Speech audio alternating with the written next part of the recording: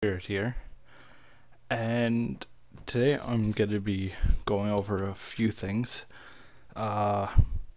Just the past few days I've been having trouble playing TF2, lag issues. I've got it all sorted out now, but since I wasn't able to record over this weekend, I don't actually have the pyro video I wanted to do for you guys.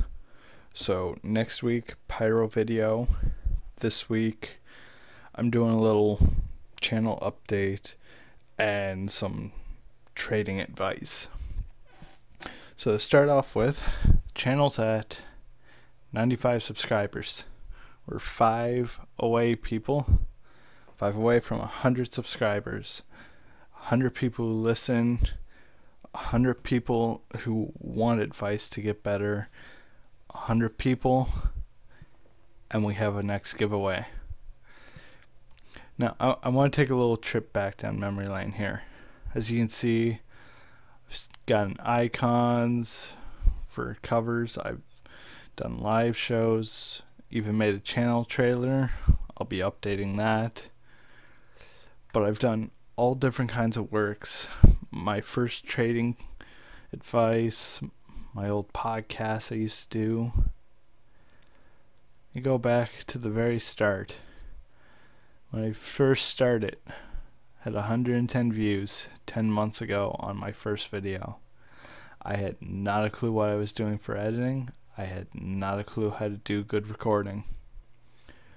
And then, as the videos went, just low views each month. Then I did my first dual comms with Mr. Paladin. It got some good views. Then I started my tutorial videos, and they aren't viewed so much.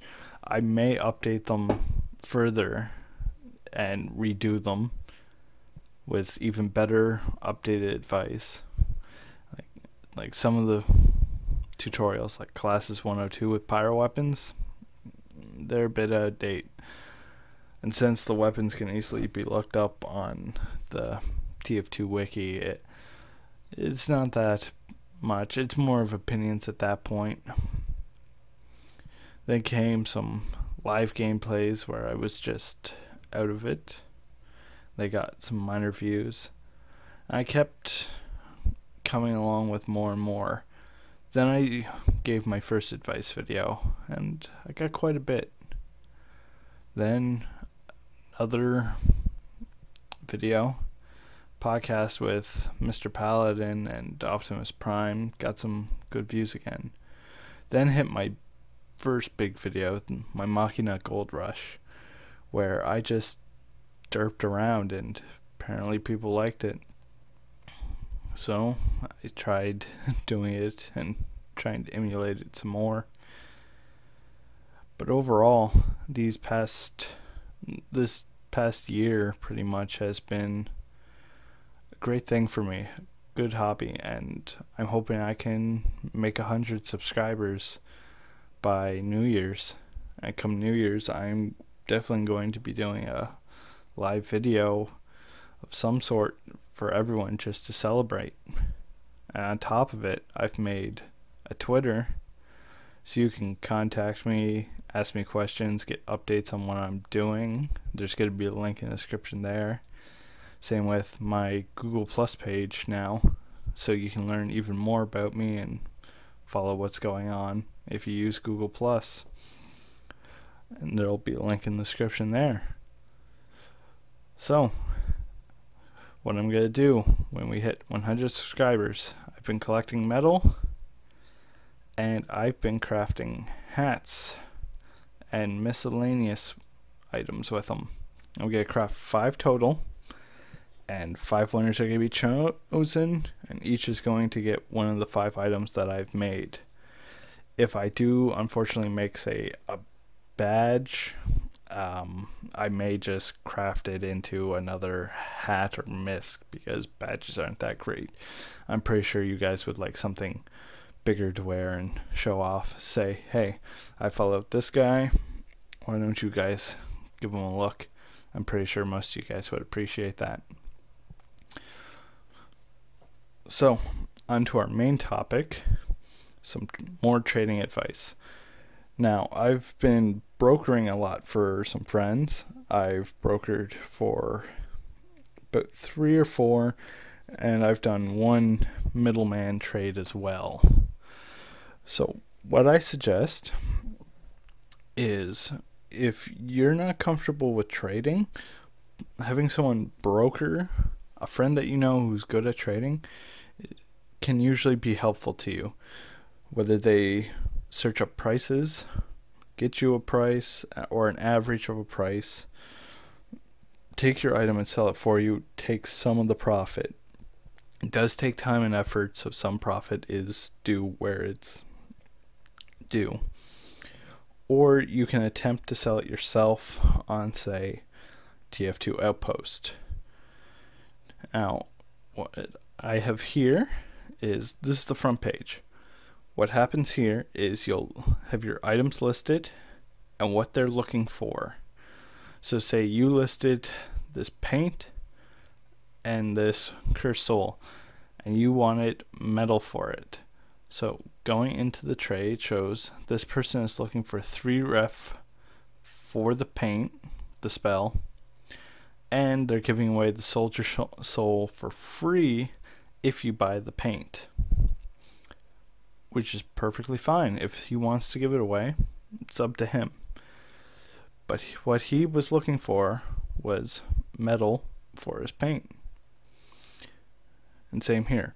This guy wants to use his keys to buy earbuds. Since there's only 8 slots allowed, he'll probably say what he wants to give for them. 15 pure or 10 keys plus 6 in items for a pair of buds. And he's justified for that. It's simple, easy to use, anyone can do it. I even have a trade up myself for a searing plasma toe, and I'm looking for a bud, 5 keys, or 22 keys total.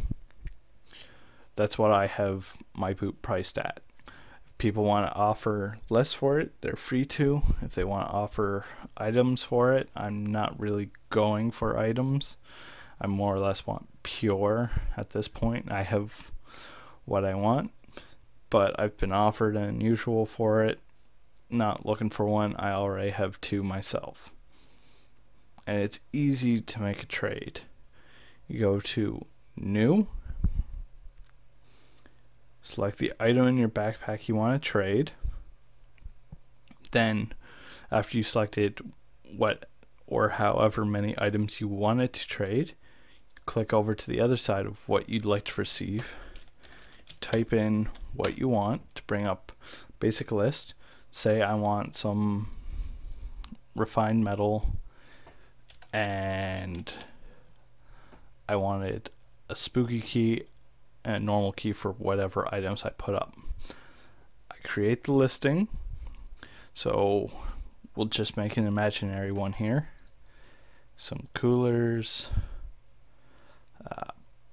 parts, hat,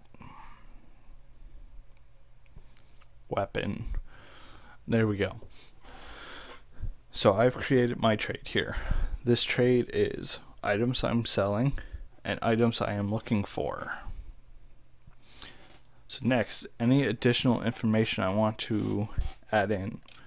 So crates are 1 ref each, 1 spooky key or normal key for each hat. Add me for fast trade. So as people could see there, as soon as I hit make trade, this trade would become public, and people would know that I'm looking for 1 ref each for the crates.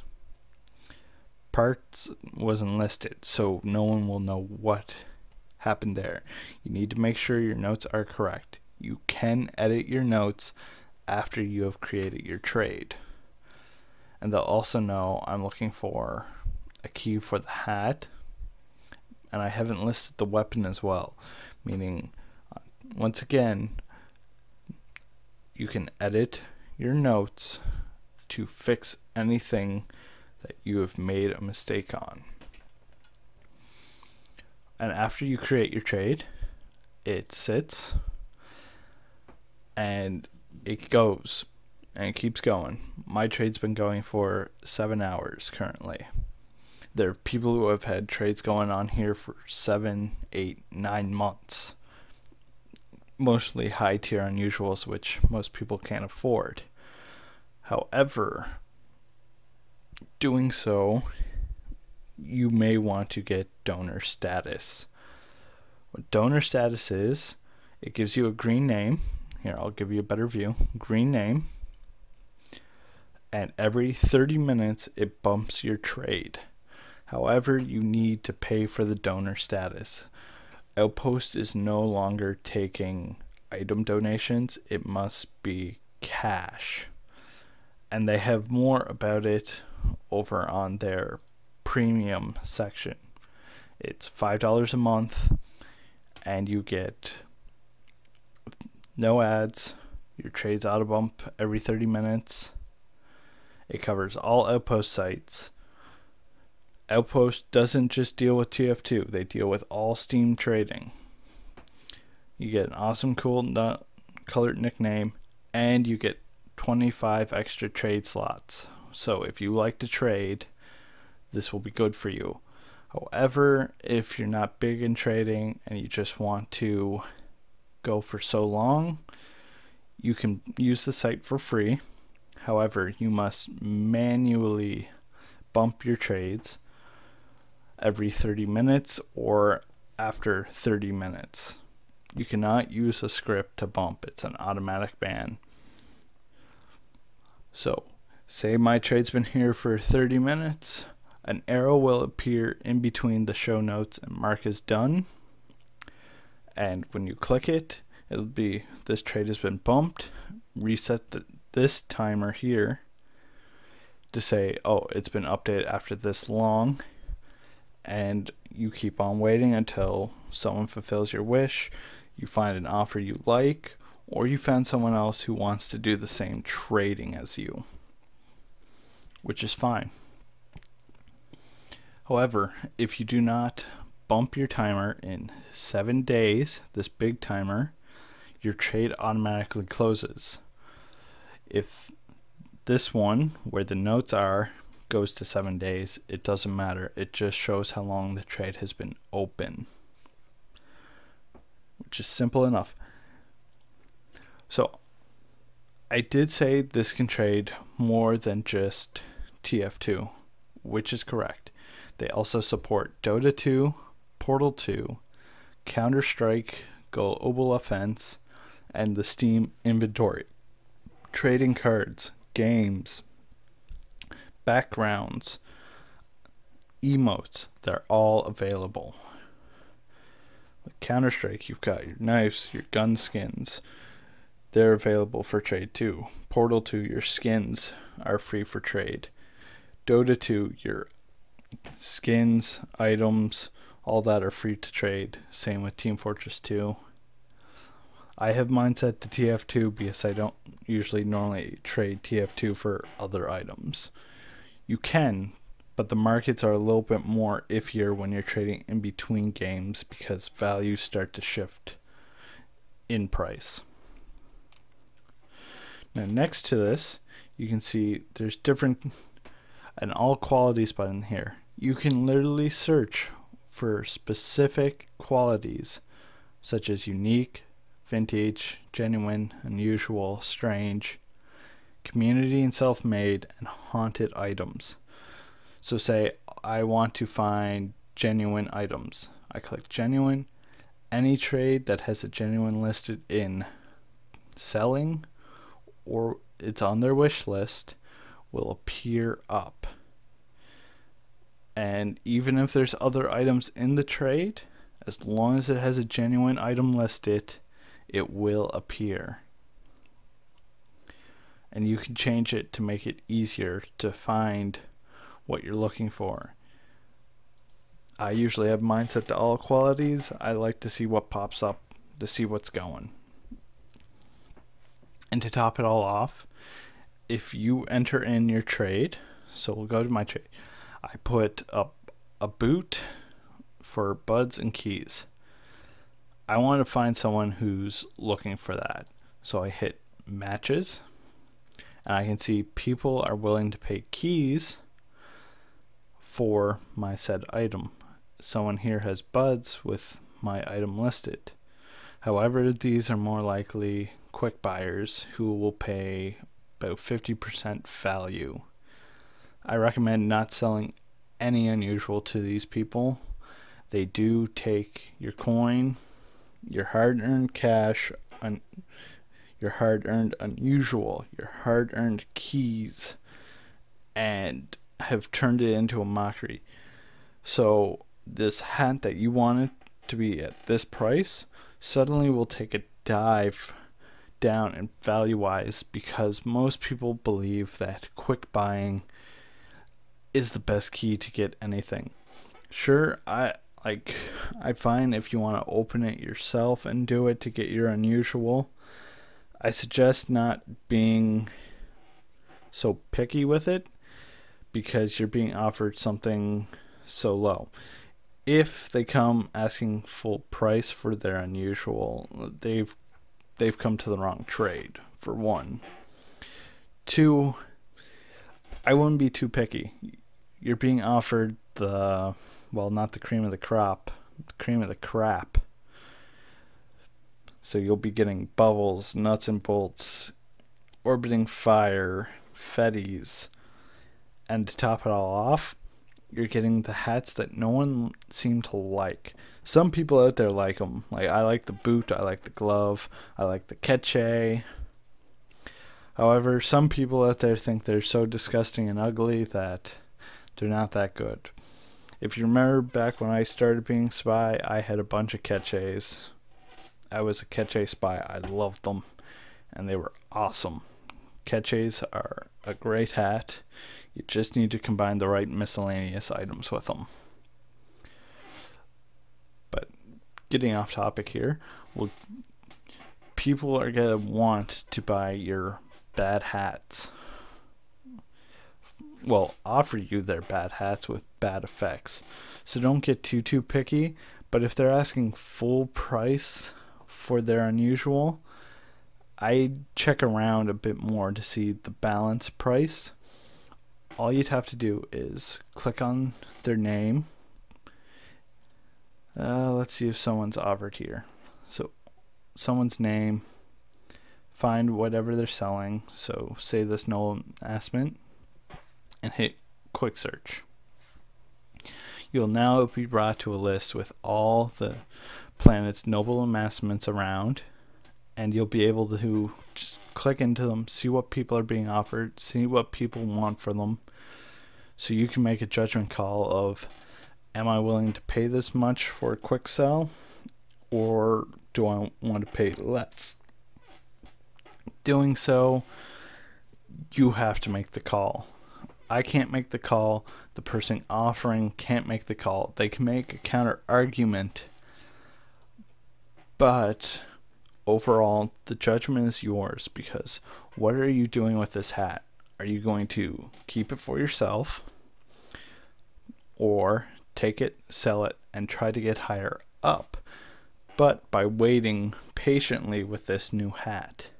Because if you try and quick sell it again, all you're doing is just an endless circle of, yeah, I'm getting the same amount of keys for the same hat over and over again. An endless wheel. So I suggest try staying away from quick buying if you can help it. If not, you can work with it. So just one last thing here. It's only in your mind that you can't do it.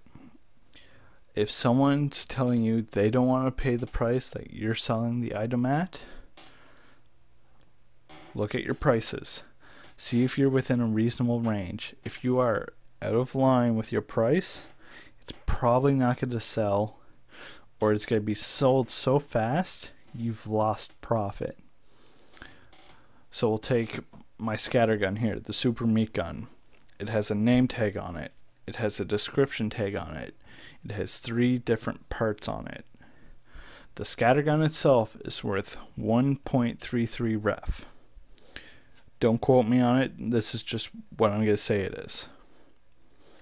It has Scouts Killed part on it. That part has not been re-released in a crate yet. The price of it has gone up to a key. It has, however, been used on the scatter gun.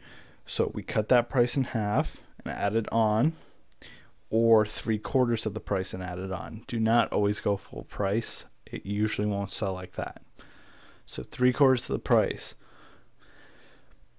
It would be 4 refined. Full price would be 6 refined. I don't know, that'd be 2/3 of the price. So we're still within the half to 3/4 limit. So 4 refined. Medics Killed, going for 5 refined. We'll set it at another 3 refined. Right there, there's 7 refined just in parts. Then add in airborne enemies is about maybe a refined and a few ref. Mix that all together with the gun. Your gun is worth a key and about 3 ref. So you put it up, say this is what it is. I'm not charging for this. I'm taking off for so much, considering how much I've put into it. And let people know, okay, this is what I'm trading. This is what I want. This is what comes on the gun. This is why I'm charging this price.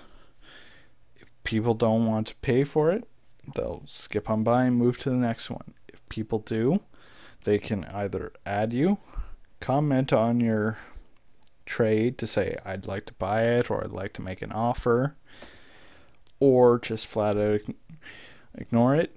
Or they could also bookmark your trade to come back when they have said metal or keys or whatever they're paying with. And you can make yourself get up to an unusual too.